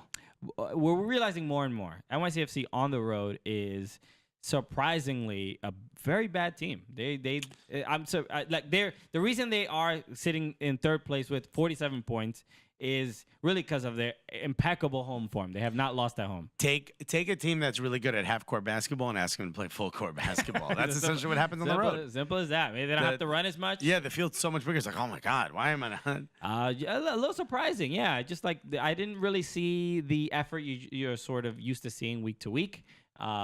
And again, we mentioned Jonathan Lewis, and it's like not in the 18. Still a bit of a concern. I mean, like they're. I feel like some of the younger players have earned an opportunity to get some trust to help the team get needed points. Also, it being in a cap situation, you don't have the luxury of sending those youth players to loans or just not playing them because it's too much pressure. It's the way the cap is. That's your depth.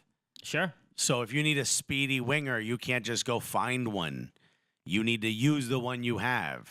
Yeah, I would say I would argue that this game was probably Philly's best game of the season and NYCFC's worst. All right, well then they met at a perfect time for Philly. Philly is like we were mentioning before. They are going to be in the U.S. Open Cup final. I believe it's September 26th, which feels like a long time away. But it almost feels like the gap between the Champions League semifinal and then the final, which always feels like it's like a month away, right? Or there's a good space. So it feels strange. It feels a little strange for a U.S. Open Cup, but that's usually the case. So, but they have been. Look, they're in the U.S. Open Cup final not by accident. They've been in their best form this year, and they're sitting in 5th place, 33 points. They're probably. I think the 5th playoff spot is pretty much locked. Even though it's not absolutely certain, but I think Philly's definitely going to get it over Montreal.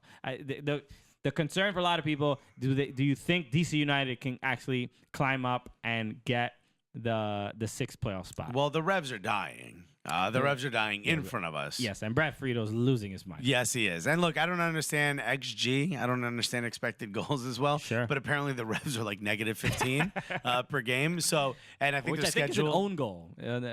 Quite a few of them. Expected own goals. Yeah. Expected OGs. But I know their schedule gets even tougher after this. So I can see a situation where the Montreal Impact and New England Revolution slide back.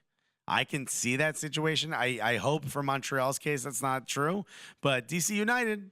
So DC United. We're talking about how one player changes everything. Who is it, though? Is it Lucio Acosta? Or is it Wayne Rooney? Somebody. I mean, it's both, clearly. Both of them are playing out of their skin. They're helping each other. DC United, since Wayne Rooney has gotten there, have been maybe the most fun team to watch in the league. They've been not always for the best reasons. Though. Great games, right? Yeah. I mean, we saw the game against Orlando, whatever. Like, and even without those, there's just been more. This is why I didn't expect from Wayne Rooney. I thought he was gonna play the number 9 striker, and what he has been doing, he's been doing the false 9. Yeah, he's been very much the false 9, and this is not a thing I'm used to seeing with DC United, especially in the last couple of years. Also, I mean, are there that many people in the MLS that have the skill to do that? That's a very tough position to play. Yes, and Wayne Rooney is literally getting some assists, pinging the ball back and forth, and if necessary, if you need him up top, he can make some runs and get there. Yeah, and he's playing with a guy like Yamil Assad, who is who is more of a he's a stronger midfielder than he is an attacker. Yes. But these three, so Assad, Acosta, and Rooney, the chemistry is really beautiful to watch. Also, people used to think that Acosta had these flashes of brilliance, but was mostly a bust. Yamil Assad not playing as good as he did in Atlanta. You give them. It's a lot like we were talking with the interview before with Mike and Chris. With chemistry, right? And FIFA Ultimate Team. When you have those moments where like, oh, it lights up green, it makes those other players better. We're seeing now, and this should be a clear sign as to, look, this is what Atlanta did so well, right? They put together a team that can play together and can make each other look better. Lucho Costa can't do that on his own, okay? Yamil Assad can't do that on his own. But you give them someone like a Wayne Rooney that takes away some of that pressure. That lobster. Put that lobster out there. The plugs in his head. He is the plug. You put him out there, and he's able to sort of distribute, and he's able to draw defenders, and he's able to do those things. It's great. Everyone looks so much better on that team. It's just because, I mean, look, I think we mentioned it a couple episodes ago. We're like, oh, I feel like we don't talk about DC United enough, and we're like, oh, they're not doing anything. And it's the complete opposite. They're like one of the they have that sense of urgency. Clearly, they're trying to get to that playoff spot, and I know how much it'll mean to DC United fans if they can close that gap, especially after those terrible games, all the games on the road, playing in high school stadiums or whatever that they had to do. And if they can get there, and I think they're gonna do it. I mean, they have I think like 8 more home games, something like that. It would be incredible to see. It's one of those things where, like, look, we're clearly not DC United fans, but it is so really fun to watch. So looking at them, they clearly have 3 or 4 games in hand because they had to take so much time off. Yeah. So they've only played, 22 games? Correct. They could easily, look, I don't know if they're going to take 3 points out of each. They could easily catch up. Yeah. I mean, there's how many games left? 12 games left? How many games? Yeah, they can probably get at least like 3, maybe at least like if they can get, I think it's something about like at least 2 points a game. That's tough. That average. It's hard, but not impossible, especially with how well they're playing at home. I mean, they genuinely look good. If you're not watching DC United games, they look great. They're fun to watch. They're very, very different with Wayne Rooney there. So let's talk about 2 quick games. Montreal and Chicago. Bacare Sagna from Montreal. Which, by the way, LA, he was available. So they could have used some defense there, which they got rid of Domenico Duro. Yeah. Sent him to his, like, I think 80th MLS team. Yeah. He has every jersey at home now. He doesn't even need to trade with anybody else because he's going to Nashville next year, so it's going to be great. So, but really the takeaway from this game was Chicago losing again. They lose 2-1, late goal. Announcer doing his job. Johnny Lovitz, right? I think is his name. Scores a late goll, and it's just you feel bad for Chicago because they're just having another just terrible, terrible year. And but Veljko Paunovic after the game, one of the reporters, like, hey. Asked him a question. Seems pretty tough, right? This must be wearing you guys down. He said, "How does it feel losing again? It must be, I think he used the word sickening or something like that. Frustrating or something like that." And Veljko was just became the gulliest manager. He's just like, "Yo, why are you asking me again?" He's like, "Why the fuck you asking?" He actually cursed. He was like, cursed. "Yo, this fucking hurts." He said, "We're fucking suffering." Yeah, we're fucking suffering. Yeah. Hey, look. That's what we want. We want honesty. But not only was it honest, I'm like, oh, my heart hurt for him because I know, and it's not even about like Nikolic, get out there and hug him like you did me. It's not even about like, look, coaches lose their jobs. It's hard. I mean, we understand, but it felt more like it felt visceral, felt real. I'm like, oh man, that was 100% real. It was like coach speak. He wasn't even mad at the guy. He wasn't even, it wasn't mad. He was just like, I'm disappointed that you're asking me something so hurtful. Of course it hurts. Of course it hurts. We keep losing. Look, you asked that question, it doesn't hurt. You're not going to get that. You know you're going to get a sound clip, right? Or a sound bite. Yo, you got the official sound bite. Just emotional. When you got to bleep a coach because your question. You did a pretty good job asking a question. Dude. We had shared it. It's on our Twitter, but man, watching it, I was just like, Man, poor Velko, man. I feel bad for the team. I mean, like we met a couple guys. You know, we had Drew Connor on the show, and we were hanging out with him in Chicago. Yeah. So there's a real feeling of like this team is really, really trying, and they just can't. They can't put it together. They can't put it together. Not for a full 90. And, you know, they asked a bunch of other people, right? Like, you know, like you got to fill time on all these shows. They asked a bunch of people, and Bruce Arena said if he were the coach, he wouldn't have changed anything. So. Yeah. Oh, well, we got to listen to him. Right, there you go. We got bring in the expert. That did not happen, by the way. Don't send hate tweets to Bruce Arena. That was a joke. Bring in the closer. Yeah. Everything's fine. So Montreal does win this game 2-1. Chicago loses. So let's talk about last game, Atlanta against Columbus. Atlanta Zardes with a monster goal in this one. Zardes with a monster goal. Did not matter. With Joseph Martinez and Miguel Almiron with just the left-footed Dragon Ball Z fusion. Did LGP have one, or was it Tito Villalba? Who was the one who ran the entire lane? I'm surprised you even thought it could possibly be LGP. There's no way. Of course it was Tito Villalba. Okay. Whatchamacallit? Imagine Leandro does this. I'm like, wow. We'd be like, wow, he got it all. He's playing in the wrong position, clearly. I didn't know he was that fast. What are they teaching these South Americans? He could have at any point passed to Joseph Martinez and broke the record. And he literally took it the entire way and celebrated. And so did Joseph Martinez, by the way. Joseph Martinez celebrated. Happy for him. He's got a lot of time to break the record, but 10 games left. I mean, he could have at any point in that run. But that was a controversial play, right? Because it was Jeff Lorenowitz that hit his hand. It did hit his hand. Stopped the ball, and it was like Lorenowitz, good on him, got the ball out. There was one more pass to Villalba, and then Villalba's on that run. So the concern was that VAR was going to overturn it because of the handball, but the referee said, no, he had the ball. Had his hands in a relatively natural position. And if you look at it, he didn't move his hand to block it. By the letter of the law, it's subjective to whoever the ref is. Yes. So if that ref says it's not. How would I have called it? 100% I would have called that a handball. It just, you know what? This is the scenario that every referee would hate. Right? That the VAR ref is thinking about that. A thing you did not call, a controversial thing you did not call, and it directly leads to a goal. Tough.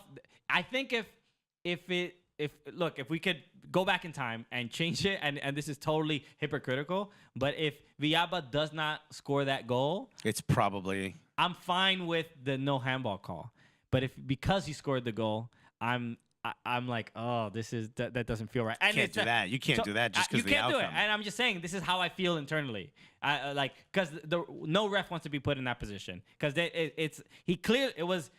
I know that Jeff Lorenowitz did not use his hands were in a fairly normal position, but he was trying to move his hand out of the way, and in that motion, the ball did hit his arm.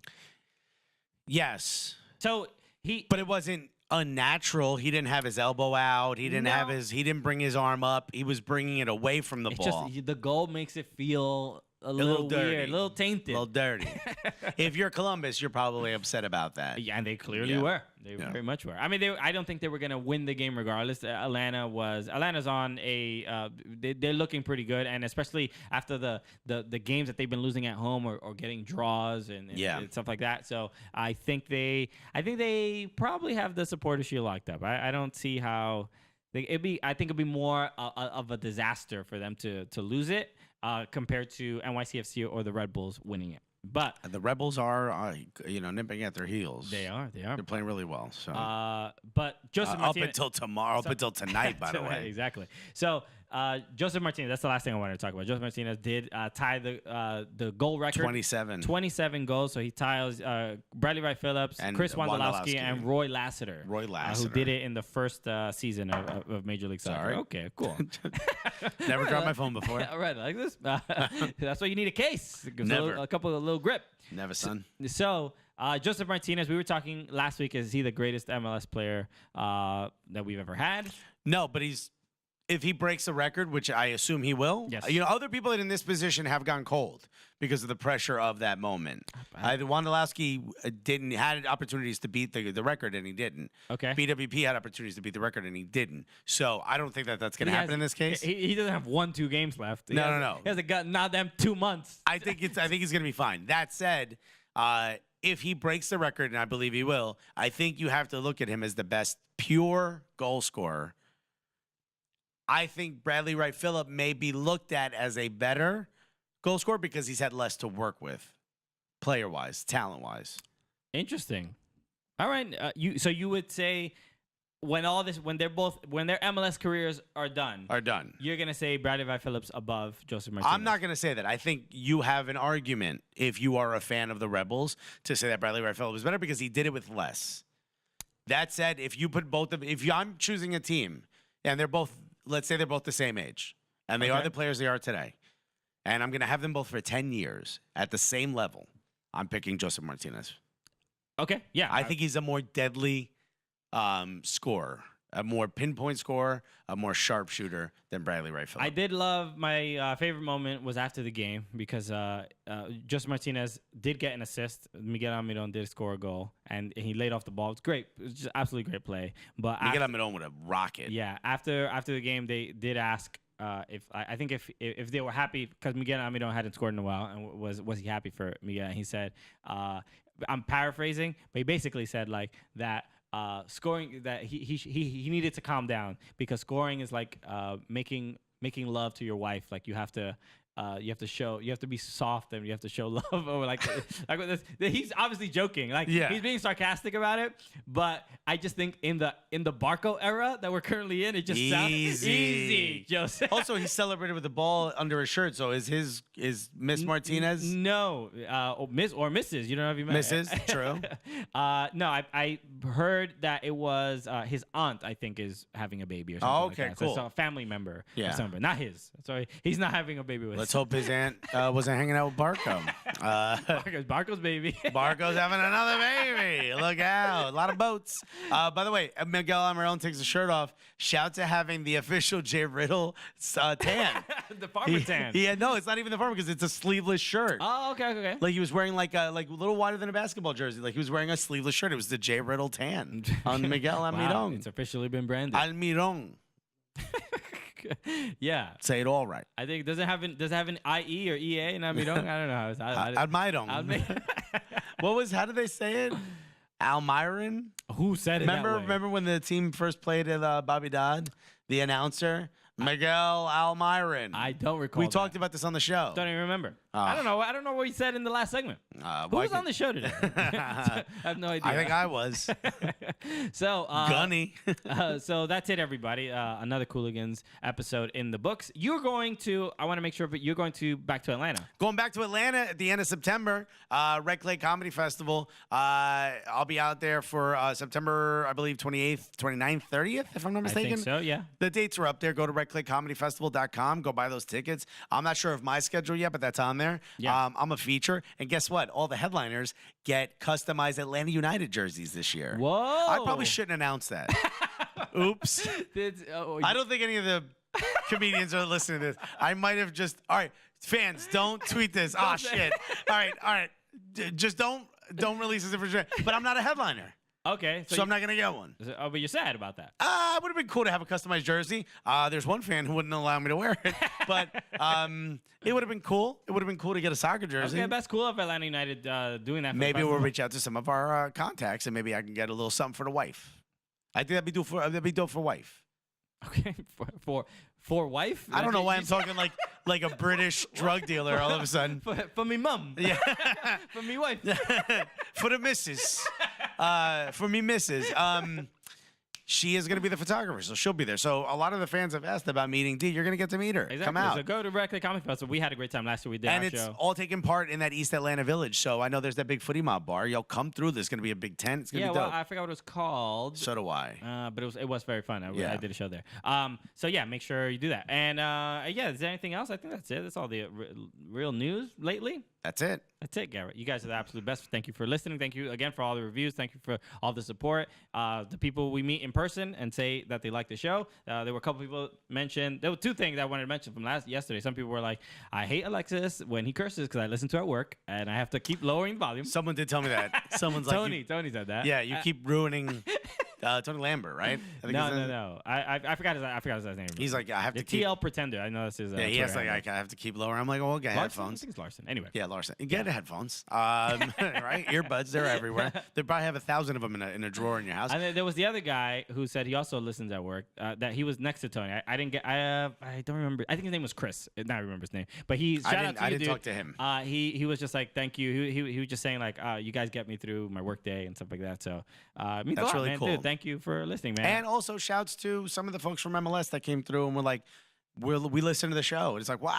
So that's why I tell her, I'm like, Alexis, relax. Well, no. Everybody gets it. That's why they listen. Tone it down. You want this nice and clean? Go listen to Extra Time Radio, yo. We give you the real. Yeah, they wear nice little suits. And Not us. On hoodies everywhere. All right, you guys are the absolute best. Thank you again for listening. My name is Christian Polanco. My name is Alexis Guerreros. And together, what are we? The Cooligans!